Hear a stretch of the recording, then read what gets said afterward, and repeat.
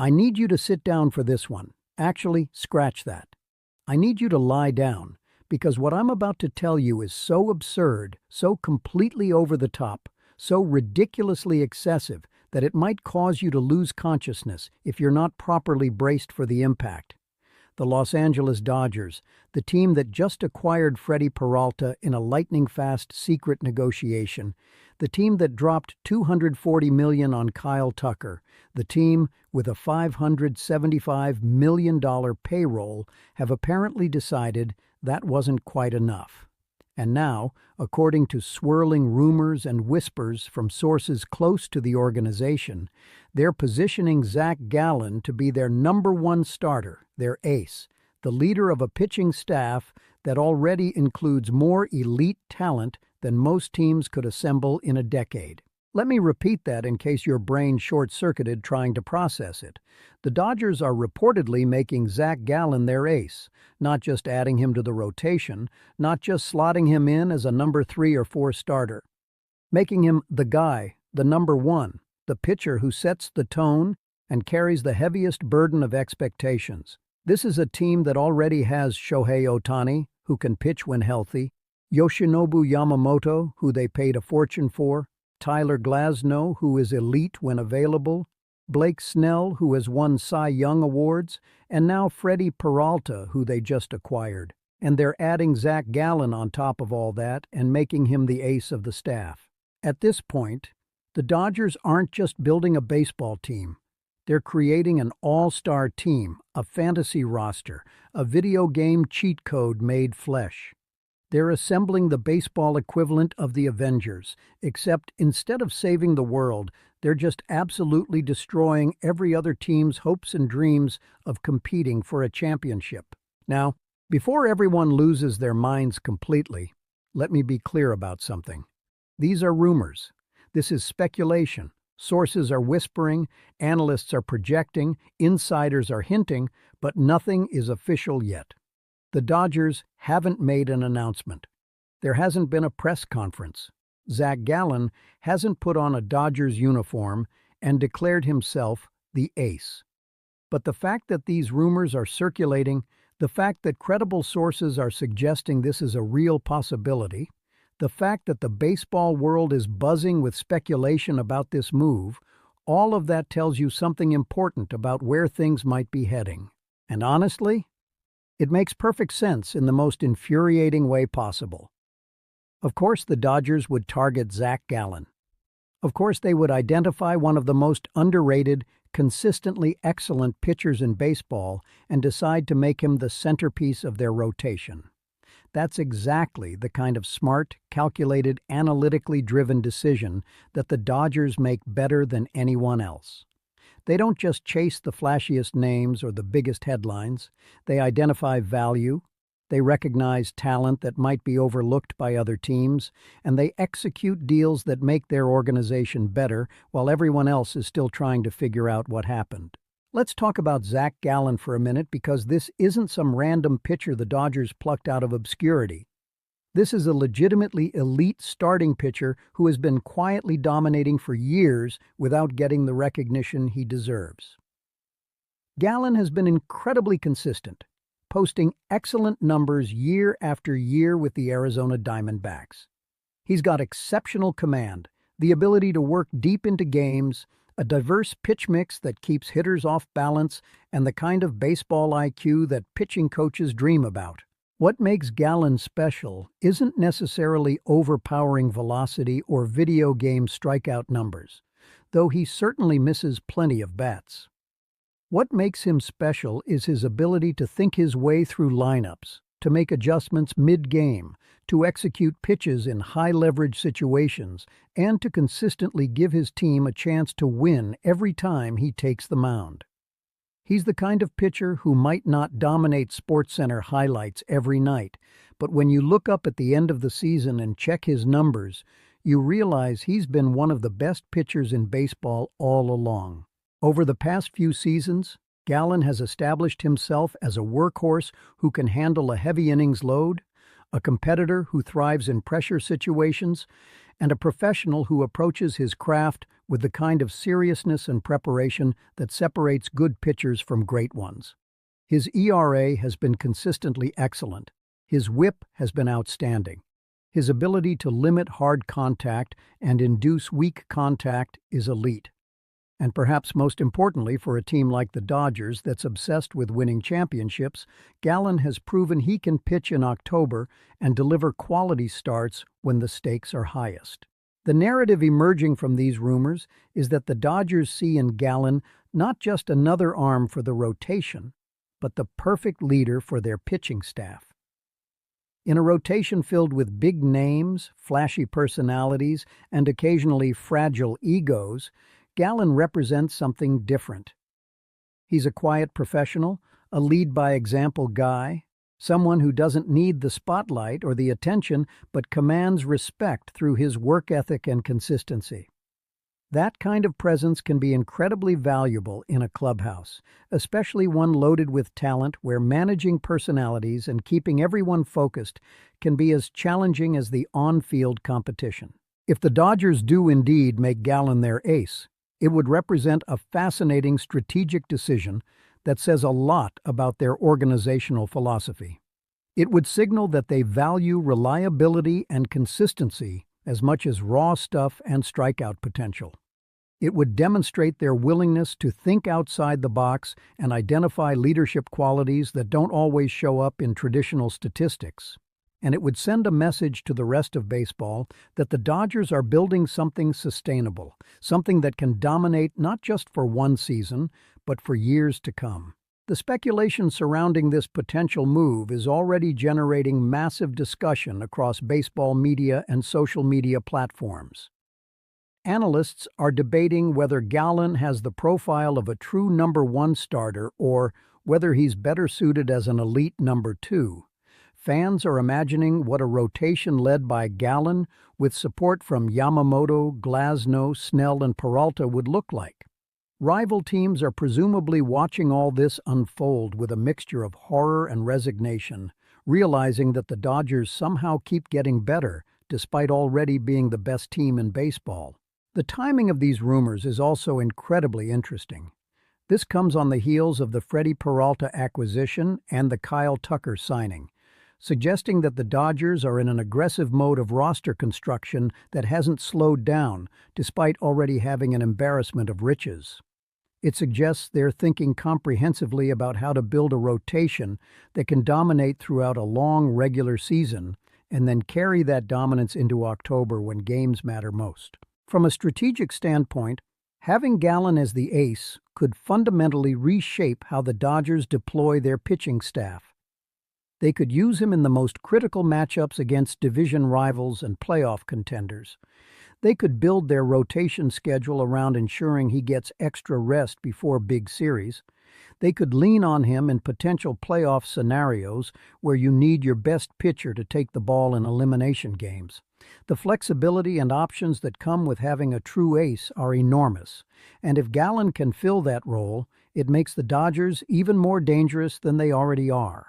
But let's also talk about the pressure and expectations that come with being labeled the ace of the Los Angeles Dodgers. This isn't like being the ace in Arizona or Milwaukee or St. Louis.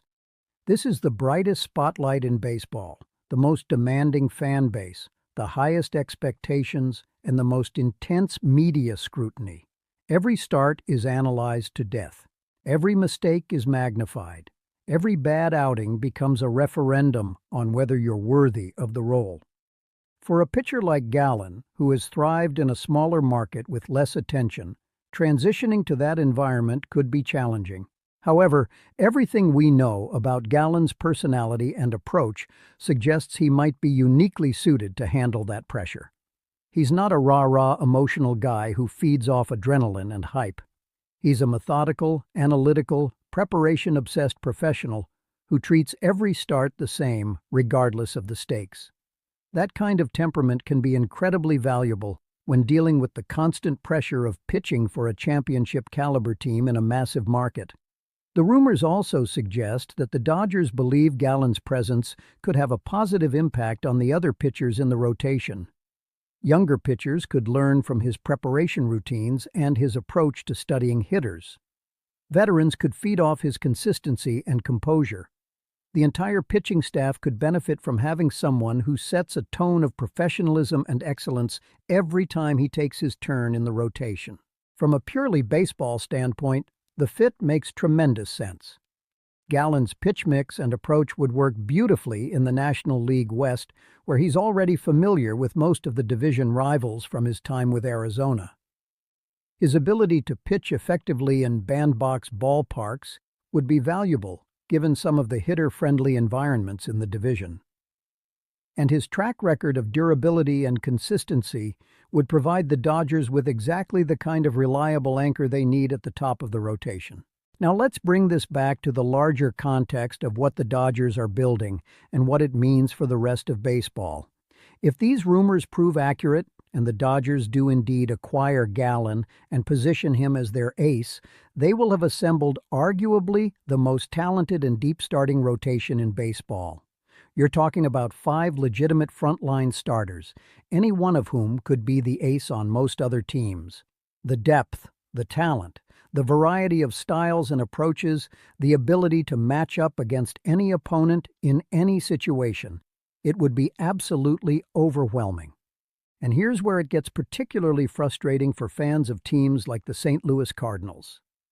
While the Dodgers are out here collecting elite starting pitchers like their Pokemon cards, trying to catch 'em all and build the ultimate roster, the Cardinals are in the middle of a rebuild, hoping their farm system improvements will pay off in 3 or 4 years, debating whether they can afford to bring back a 30-year-old center fielder on a modest contract, and shopping their best remaining position player to division rivals because they need to replenish their prospect inventory. The contrast is so stark, so dramatic, so completely lopsided that it almost defies comprehension. The Dodgers are playing championship or bust, win-now baseball with unlimited resources and elite talent at every position. The Cardinals are playing hope for the future, trust the process, maybe we'll be competitive again, someday baseball with financial constraints and a roster full of question marks. This Zac Gallen rumor, whether it proves accurate or not, perfectly encapsulates everything that's both amazing and broken about modern baseball. It's amazing because we get to watch one team pursue excellence with no limitations, assembling a dream team roster that should be incredibly fun to watch if you're a Dodgers fan or a neutral observer who just enjoys great baseball. It's broken because that pursuit of excellence is only available to a tiny handful of franchises with massive revenue streams and ownership willing to spend whatever it takes to win, while the vast majority of teams are left hoping for miracle playoff runs or waiting for their rebuilds to maybe work out eventually. The speculation surrounding Gallen also highlights how the Dodgers think strategically about roster construction in ways that other teams either can't or won't. They're not just adding talent for the sake of adding talent. They're thinking about how pieces fit together, how personalities mesh, how different skill sets complement each other. They're building depth to protect against injuries. They're creating competition for jobs that pushes everyone to perform at their highest level. They're positioning themselves to remain dominant, not just in 2026, but for the next 5 or 10 years.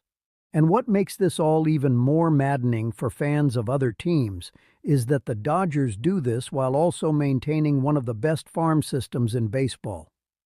They don't sacrifice the future for the present. They don't gut their prospect inventory to chase short-term success.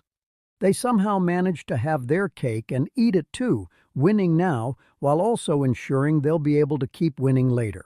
The psychological impact of these Dodgers moves on the rest of the National League cannot be overstated. Teams that might have thought they had a chance to compete are looking at this Dodgers roster and realizing they're completely overmatched. Division rivals are watching the Dodgers get stronger and stronger and wondering what the point is of even trying. Playoff contenders are dreading the possibility of having to face this rotation in a 7-game series where you'd have to beat multiple elite starters just to advance. If Zac Gallen does indeed become a Dodger and assumes the role of ace, The narrative surrounding the team will shift yet again. They'll go from being the prohibitive World Series favorites to being almost unfairly dominant, a team so stacked with talent that competing against them feels futile. And that narrative will follow them throughout the season, building pressure and expectations that could either fuel their dominance or create challenges if things don't go perfectly. For Gallen personally, if these rumors prove true, this would represent a career-defining opportunity. He'd go from being an excellent pitcher on a middling team to being the ace of a championship contender with national spotlight and unlimited support. His legacy could be transformed from really good pitcher who never got enough recognition to ace who led the Dodgers to championships. That's the kind of opportunity that most pitchers dream about, but very few ever get. The baseball community's reaction to all of this has been predictably mixed. Dodgers fans are ecstatic, thrilled to see their team continuing to add elite talent and position themselves for sustained dominance. Fans of other teams are some combination of envious, frustrated, angry, and resigned to the reality that the Dodgers are playing a completely different game with completely different resources. Analysts are fascinated by the strategic implications and the roster construction genius on display. And somewhere, baseball executives who are pushing for a salary cap are pointing at the Dodgers and saying, "See, this is exactly why we need fundamental changes to the economic structure of the sport." But here's the thing that gets lost in all the outrage and frustration. The Dodgers are doing exactly what they should be doing. They have massive revenue. They have ownership willing to spend that revenue on the baseball product. They have a front office that's smarter than just about anyone else in the game. They're taking full advantage of the rules and structure that currently exist in baseball to build the best possible team. They're not breaking any rules. They're not cheating. They're just playing the game at a level that other teams either can't or won't match. If there's a problem here, and I think there clearly is, it's not with the Dodgers. It's with the structure of baseball that allows such massive disparities in resources and spending between teams. It's with ownership groups that could afford to spend more, but choose not to because they prioritize profits over winning. It's with a system that rewards teams for tanking and losing rather than creating incentives for everyone to compete. The Dodgers are just exploiting a flawed system to maximum effect, and you can't blame them for that, even as you recognize how unhealthy it is for the sport overall. As we wait to see if these Zac Gallen rumors prove accurate, the anticipation and speculation will only intensify. Every report, every insider whisper, every social media post will be analyzed and dissected for clues about what the Dodgers are planning. Fans will imagine scenarios and debate outcomes. Analysts will project impacts and discuss strategies. And through it all, the Dodgers will continue doing exactly what they've been doing, identifying talent, executing deals, and building a roster designed to dominate baseball for years to come. Whether Gallen ultimately becomes a Dodger or not, whether he becomes their ace or fills a different role, the very fact that these rumors exist tells you everything you need to know about where the Dodgers are and where everyone else is. They're operating on a completely different plane of existence, pursuing excellence with unlimited resources and elite execution, while teams like the Cardinals hope their rebuilds work out and pray that maybe someday they can compete again. This is modern baseball in all its glory and all its dysfunction. The Dodgers keep getting better. Everyone else keeps falling further behind, and the gap between the haves and the have-nots keeps growing wider with each passing day. What's your take on all this? Are you amazed by what the Dodgers are building or disgusted by the competitive imbalance? Do you think Zac Gallen would be the right choice to lead this rotation? How do you feel about a system that allows one team to acquire this much elite talent? Sound off in the comments because I want to hear your perspective on this insanity. And if you've survived this entire deep dive into the Dodgers' apparently limitless quest to acquire every good player in baseball, you deserve recognition. Hit that like button, subscribe for more coverage of baseball's competitive balance crisis, and let's keep tracking this madness together. Thanks for reading, and try not to lose your mind completely as the Dodgers continue their march toward total baseball domination.